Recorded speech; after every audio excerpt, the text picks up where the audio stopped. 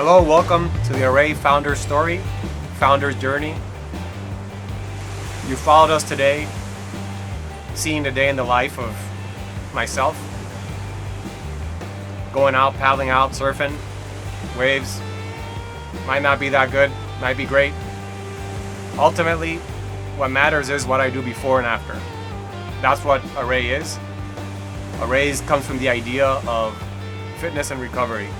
The idea that what you do before you work out, before you go out and seek your passion, is directly related to the output and how your body reacts.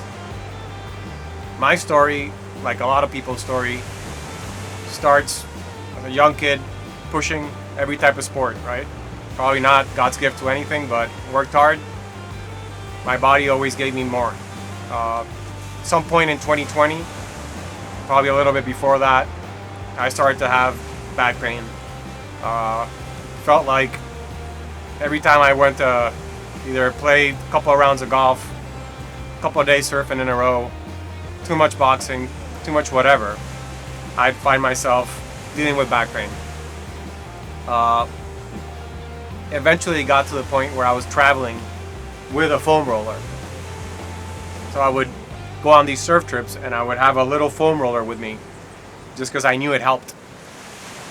It all kind of came to a head in a trip.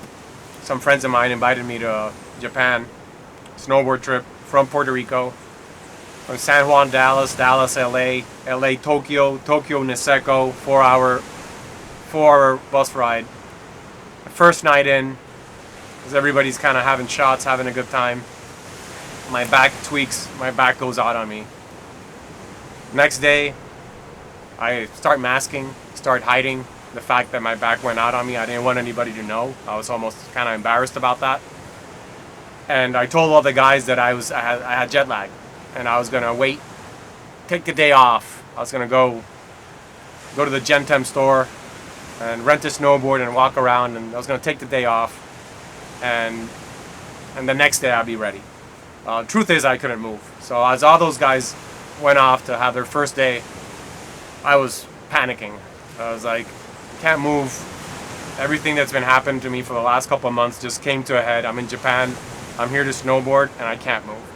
I started to wander around town and Googling things, and I found a place called Niseko Physio. I don't forget it because I took a picture of it. I walked in without an appointment, not speaking the language. Lucky for me, and it was an Australian establishment, and they saw me. I took a turn. An hour later, I'm laying on a bed, and they're saying to me, "Hey, it seems like it's tweaky. Rest, take it easy." And they sold me a bag of, to this day, I'm not sure what it is, but I think it's some type of a rice. And they told me to put it in the microwave with a cup of water. That night, after everybody went to bed, I basically cycled that bag of rice. I was putting it in the microwave with a cup of water all night and laying on it, putting it everywhere. I was also kind of foam rolling a little bit. Truth is, you can't foam roll much when you're injured, but I kept putting myself and my body, the foam roller, under my back, kind of hoping it would kind of click. That night I remember passing out on the floor after endless amounts of the rice heated pad and my foam rolling.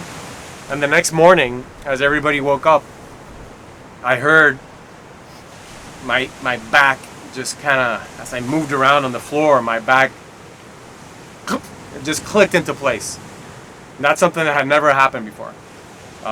Again, I had been dragging along some back pain for a couple of years now, and I always found a way around it. But this was the first time that after I had a severe episode, I was able to click it back into place. So that day I went out to the mountain with these guys. Turned into a great trip. I think we did 3 or 4 days in the mountain. I wasn't 100%, but it was enough to have a great trip. The trip ended. Those guys went back to Australia. I went to Tokyo for a few nights. As I was in Tokyo, that's when I kind of had that aha moment. They always speak about, like, something hits you I've always had a lot of ideas. I've always kind of chased patents and drawn things out, but this one kind of hit me harder than usual. And it was all around the idea of, here I have this foam roller that I was traveling with, and it was all foam, and there was nothing inside of it. And I remember that thought of empty real estate, that there is nothing happening inside the foam roller. It's just this big clunk of foam.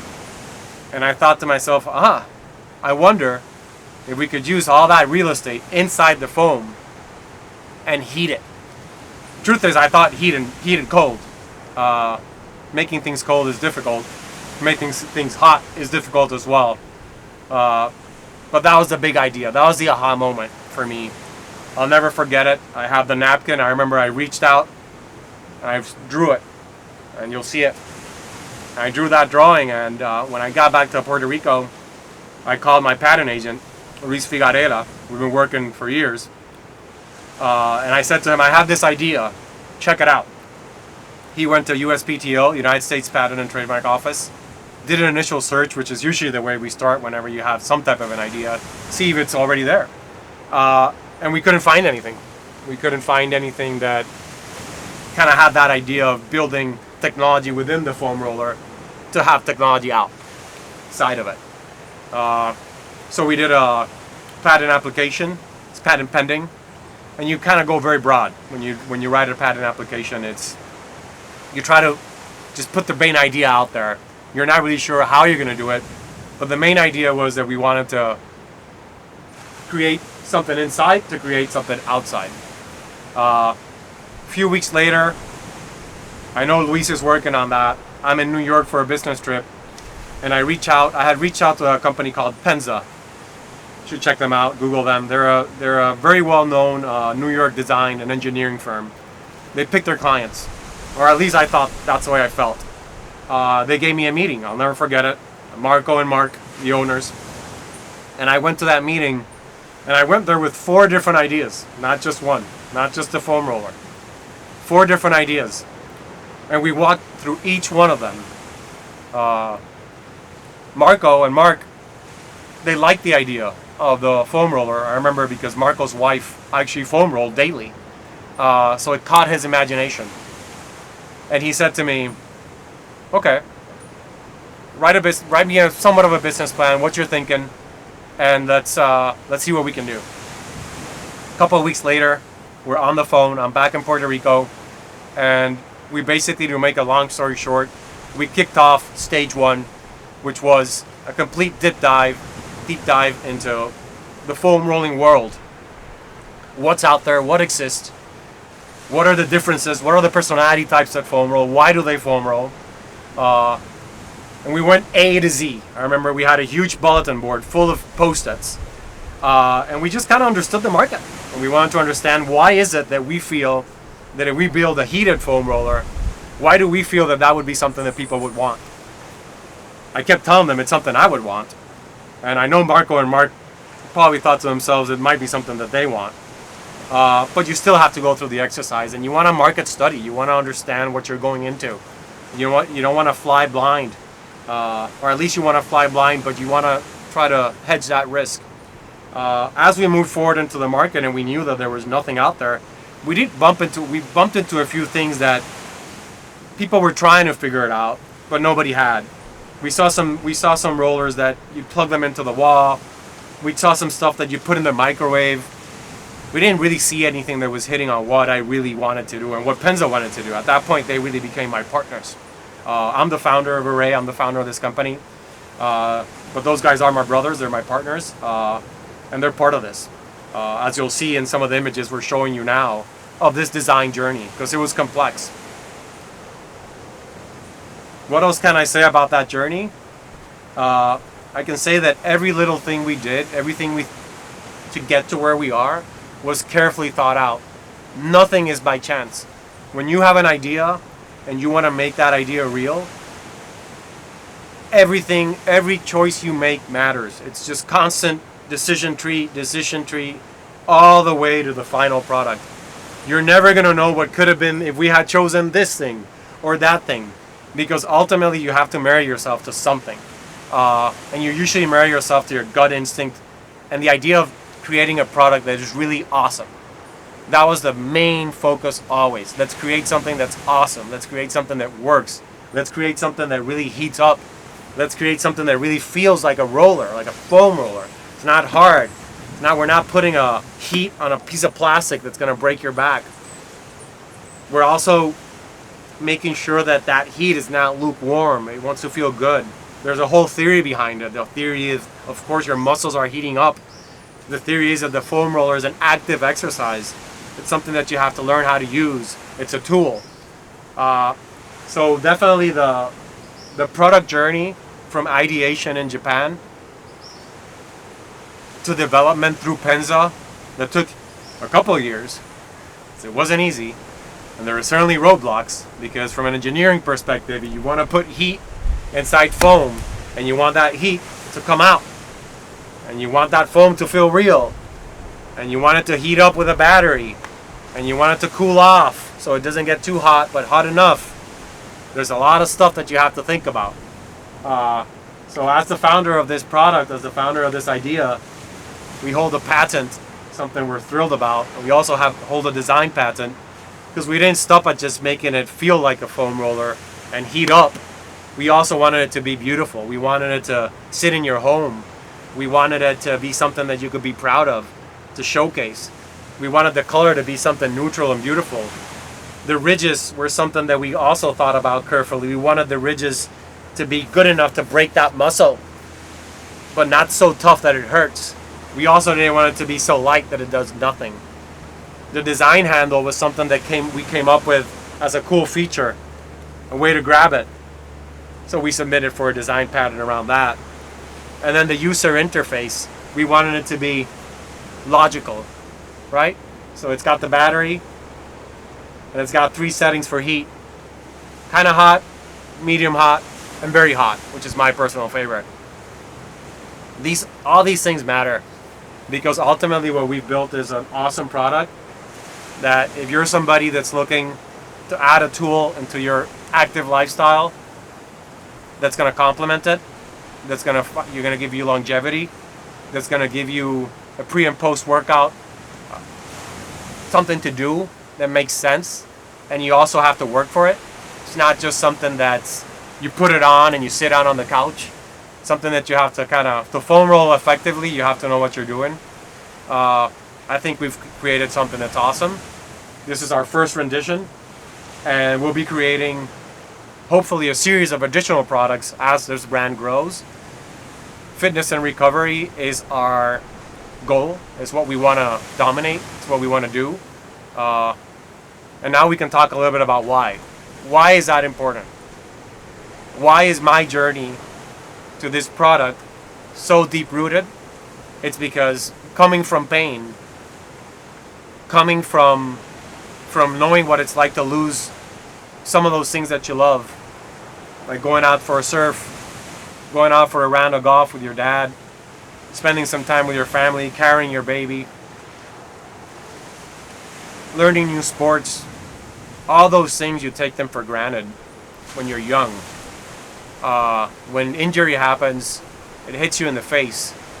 It hits you in the face hard because you've crutched your whole personality. You've crutched everything you're about around all these activities, and all of a sudden they're off the table. So you have to really rethink the way you approach the world. You have to rethink the way you approach fitness, and you have to start from scratch, right? My back pain continued. It continues today. But I've learned to deal with it, right? There's no easy solution. There's no magic button. There's no easy operation that's going to get rid of it. But now I'm stronger. I've learned how to recover. I've learned how to foam roll. I've learned how to stand, how to walk. I learned how to train. I've taken on sports and hobbies that I would have never thought about, like Pilates, walking. Because you have to really ask yourself, what do I want? What is it that I want out of life? And what I want is longevity, performance. I don't have to be the best, but I want to be able to paddle out there, have a good time, be with my friends. As you saw in the video, a couple of 2-foot waves, still have to be able to perform. You still have to be able to go through the process. You still have to be able to warm up. You still have to come in and then warm down. So all those things are tied together to this brand, and to me, they're personal. This brand is a passion project, and it means a lot. So where do we go from here? You tell us. You're watching this video. Maybe you bought the product. Maybe you want to buy the product. Maybe you're thinking about it. Reach out. Ask me questions. My contact information is on the website. Happy to talk to you. My journey was real. I found the path out of a disc herniation, severe. Doctors will tell me to have an operation. I didn't. I found a different path. I'm sure people can do it through operation or not. But it can be done. You can get back in the water. You can get back in the golf course. You just have to rethink your approach. And ARAY is a tool. ARAY is not a solution. ARAY is something that can give you access to a new way of thinking. You have to get on the floor with it. You have to learn how to work your calves, work your quads, work your hamstrings, work your glutes, work your piriformis, work your QL, quadratus lumborum. It sits in your back. How to work your upper back, your neck, even your ankles are directly related. Everything's related. So you have to think about it holistically. You have to apply a bigger process than just thinking that your body's going to always show up. Mine stopped showing up around 39, 40 years old. Now at 44, I'm stronger. But I had to take the lick and I had to take the pain. So when you think of ARAY, think of an array of solutions. Think of it about an array of things that you're going to have to do to stay active and keep performing. If you don't want to keep performing and you want to just gently grow older and come to terms with it, that's perfectly fine. I think that's ultimately what we're all going to have to do. I'm aware of that. I'm also aware that tomorrow I could have another injury and I might be out of the water again for a couple years. That's okay. But you still have to have a plan. You still have to have a method. My method is applying a series of things of mindfulness, weekly basis, on a daily basis. What am I doing to stay active? What am I doing to stay healthy? And what else can I do to continue my path as my body keeps changing and I want to keep being able to perform and have an active lifestyle, which for me is important. And I assume anybody or most people looking at a product like this is probably very important too. So welcome to the ARAY family. I hope you either bought the product or are thinking about it.